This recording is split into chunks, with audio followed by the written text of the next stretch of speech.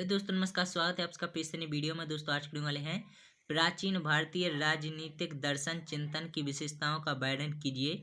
और दोस्तों अथवा में प्रश्न है कि हमारा प्राचीन भारतीय राजनीतिक चिंतन की कोई 3-4 विशेषताएं बताइए। तो चलिए दोस्तों देख लेते हैं। प्राचीन भारतीय राजनीतिक दर्शन यानी चिंतन की विशेषताएं निम्न है। सबसे पहली है कि राजनीति व धर्म का समन्वय। तो दोस्तों भारतीय राजनीति, दोस्तों भारतीय राज्य दर्शन, दोस्तों भारतीय राज्य दर्शन में अंग्रेजी धर्म का शाब्दिक अर्थ धार्मिक मान्यता से हटकर धर्म को मानव जीवन शैली के रूप में ग्रहण किया गया है।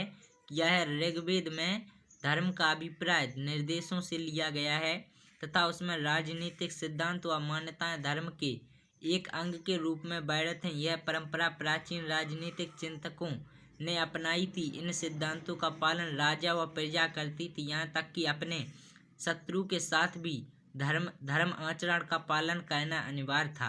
तो चलिए हम देख लेते हैं अगला दूसरा। तो दोस्तों हमारा दूसरा है कि राज्य व समाज एक दूसरे के पूरक। तो दोस्तों प्राचीन भारतीय चिंतकों ने राज्य की आवश्यकता मानव जीवन के लक्ष्य धर्म, अर्थ और काम की प्राप्ति में महत्वपूर्ण बताई है। राज्य के द्वारा ही मानव को सुरक्षा मिलती है व अराजकता पर नियंत्रण संभव होता है। वही भारतीय चिंतकों ने राज्य की कल्याणकारी स्वरूप ही स्वीकारा था। तीसरा है दोस्तों राज्य और शासन के मूलभूत सिद्धांतों का समान होना है। तो दोस्तों शासक व शासित सभी अपने स्वधर्म का पालन करें, ऐसा प्राचीन भारतीय चिंतकों का मानना था।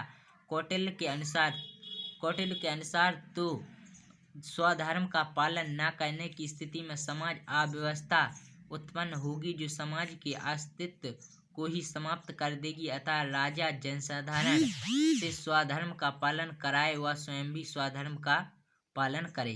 चलिए दोस्तों हम देख लेते हैं दंड विधान चौथा की भारतीय राजदर्शन के अनुसार मानव में जन्मजात सद्गुण व दुर्गुणों का वास रहता है। दोस्तों दुर्गुणी आसुरी प्रवृत्ति के व्यक्ति समाज के हर व्यक्ति का जीवन खतरे में डाल देते हैं।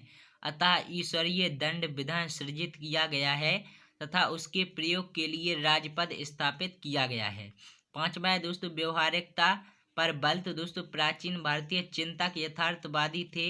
उन्होंने राज्य के सैद्धांतिक प्रश्नों, राज्य की उत्पत्ति, उद्देश्य, कार्य आदि पर इतना चिंतन नहीं किया जितना कि राजा शासन और राजनीति के व्यवहारिक प्रणाली पर किया। तो चलिए हम देख लेते हैं छठवां दोस्तों प्राचीन भारतीय राजदर्शन में विभिन्न शासन प्रणाली का अभाव।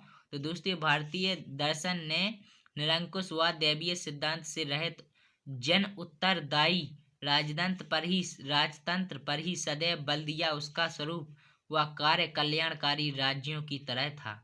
तो दोस्तों हमने बताया आप लोगों को 6 और जितने नंबर में पूछा जाए आपको उस हिसाब से लिखना है। अगर 2-3 नंबर में पूछता है तो आप लोगों को कम लिखना है और अगर 5 नंबर में पूछता है तो आपको सारा का सारा लिखना पड़ेगा। तो दोस्तों आशा करता हूँ आप लोगों को वीडियो पसंद है। वीडियो को लाइक करें, दोस्तों चैनल पर चैनल सब्सक्राइब ना भूलें। चलिए दोस्तों हम मिलते हैं अगली वीडियो, तब तक नमस्कार, जय हिंद, जय भारत, वंदे मातरम।